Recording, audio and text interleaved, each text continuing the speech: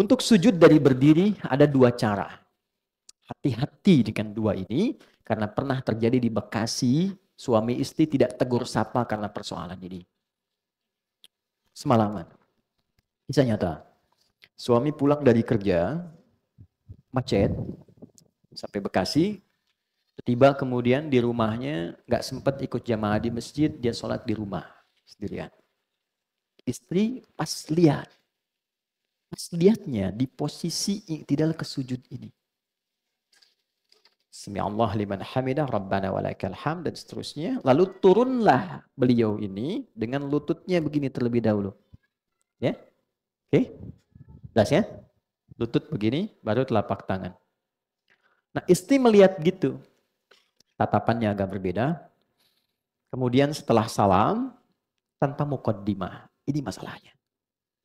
Tanpa muqaddimah. Pemimpin rumah tangga itu siapa? Suami, oke? Ciri khas pemimpin apa?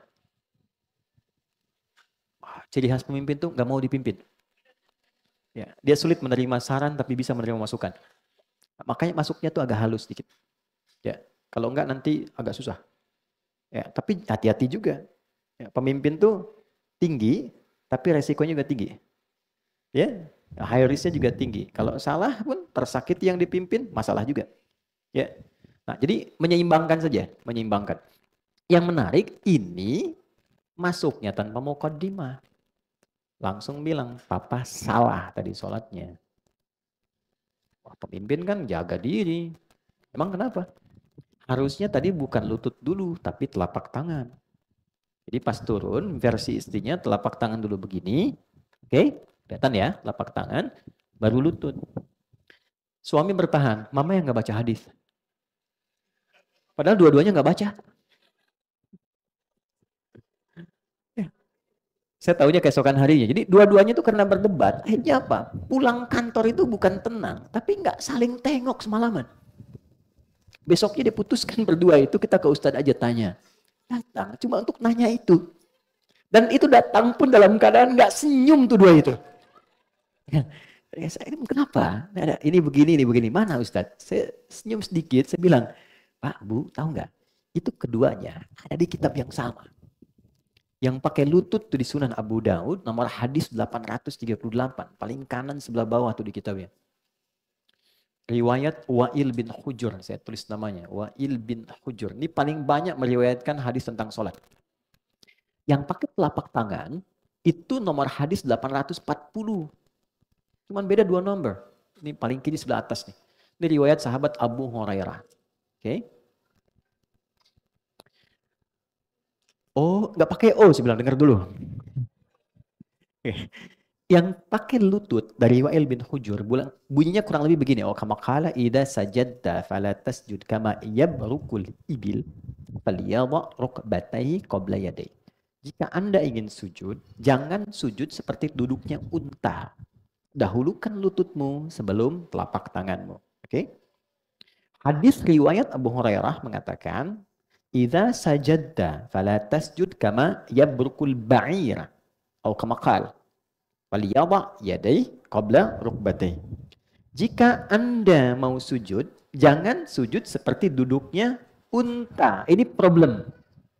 Karena diterjemah, sama-sama diterjemahkan dengan unta. Sedangkan nama unta banyak.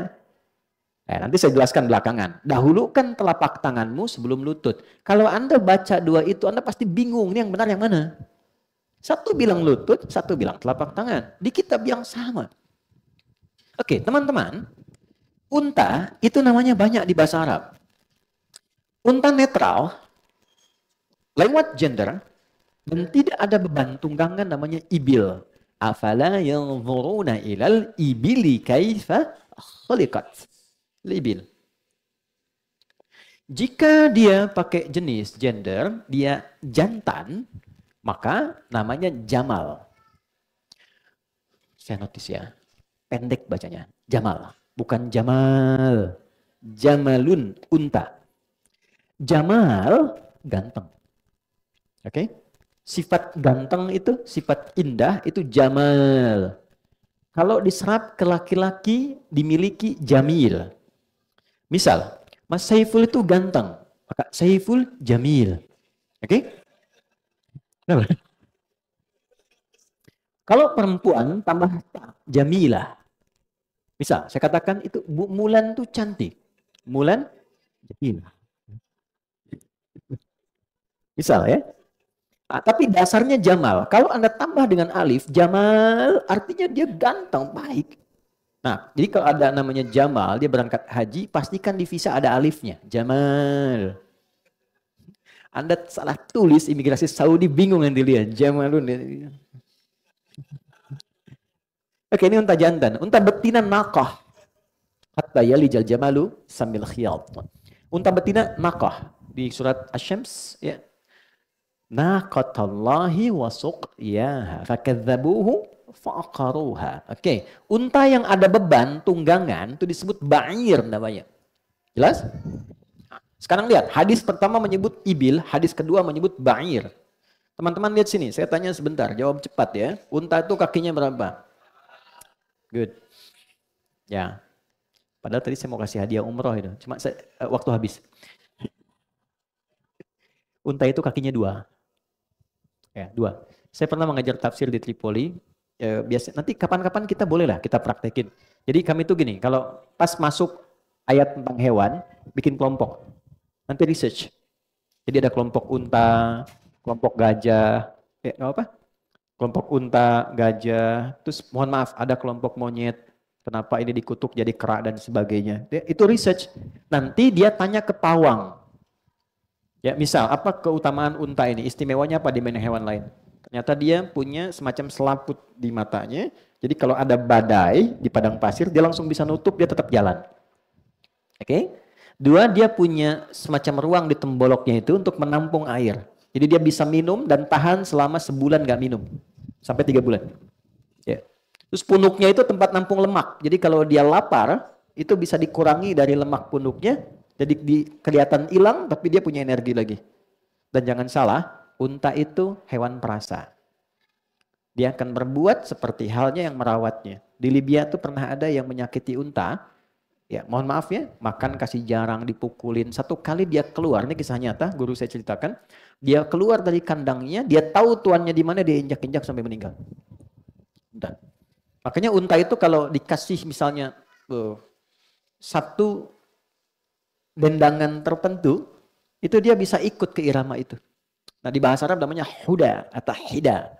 Ya, itu kalau diberikan formulasinya, notasinya itu ada namanya mustaf'ilun, mustaf'ilun, mustaf'ilun. Ya, sautus safiril bulbuli hayyaja qalbi thamili al-ma'u wa zahru ma'a zahri lahdhul muqali fa anta ya sayyidali wa sayyidi wa maulali fa kam tayammuni ghazayyilun uqayqali katabtuhu min wajnatin min fi'li hadha ar-rajuli fa qala la la la la faqad ghada muharbili wa wal walad wali ya waylali fa qultu la tuwalwili fa bayyinu lu'ali qalat law hina kadha ina walidul muqali ka hatan ka kailali tabili. Itu unta lari kencang. Coba ulangi. Oke, kalau mau santai kasih yang santai gitu ya. Kifana kimin dzikra habibin wa manzili bisaqtili wa bainad dakhuli fahum dia santai. Nah, unta bisa begitu. Nah, nanti dari itu muncul notasi kemudian. Pas diserap oleh barat dia jadi notasi. C D F G A B C G A B C D F G D F G A B C D A B C D F G A F G A B C dis E B C dis F G A S B F G A S B cis dis Ais bis cis dis Ais bis gis Ais bis cis. Nah, kurang lebih gitu ya. Tapi saya nggak bisa ini dan oke, lanjut. Jadi kita masuk situ. Hewan, unta, dia punya 2 kaki ternyata. Yang depan ini tangan. Belakang kaki. Jadi keterangan pawang ya, itu nyata. Kalau dia tidak ada beban, oke? Maka apa yang dia lakukan? Dia dahulukan bagian belakang. Kakinya. Oke? Kalau dia punya beban, sebaliknya, dia tekuk dulu yang depan. Jelas sampai sini? Oke ya? Pelan-pelan. Sudah? Atau sebaliknya, bawa dalam keadaan saat sujud. Nah teman-teman ketika menyebutkan ibil tuh unta tanpa beban. Makanya kata Nabi, kamu dahulukan lututmu. Jangan seperti unta. Ketika untanya ada beban, kakinya dia tumpukkan, tangannya dia lipat. Maka dibalik dalam sujud. Oke?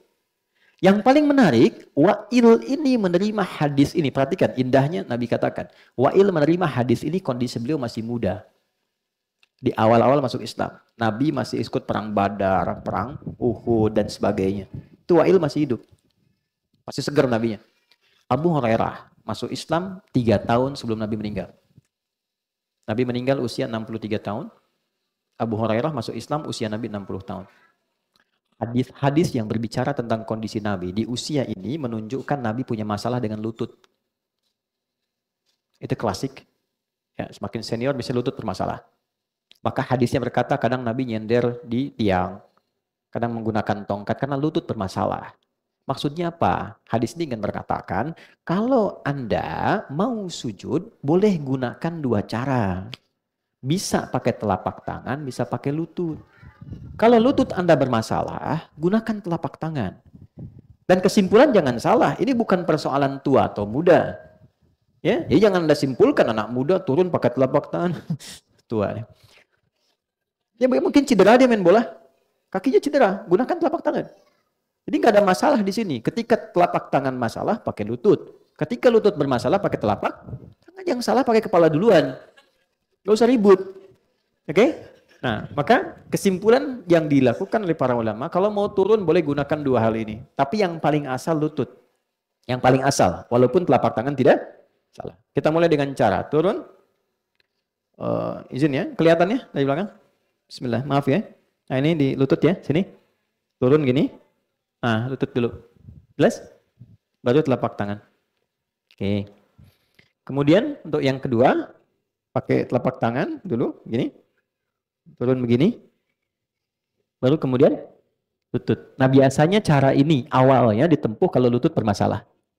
Ya, jadi dasarnya lutut supaya topangannya tuh lebih kuat dulu. Nggak langsung kaget jatuh gitu. Ya, karena lutut lebih kuat dibandingkan dengan telapak tangan. Jadi kalau tubuhnya besar, bebannya tinggi, maka tertopang duluan pakai lututnya. Jelas di sini?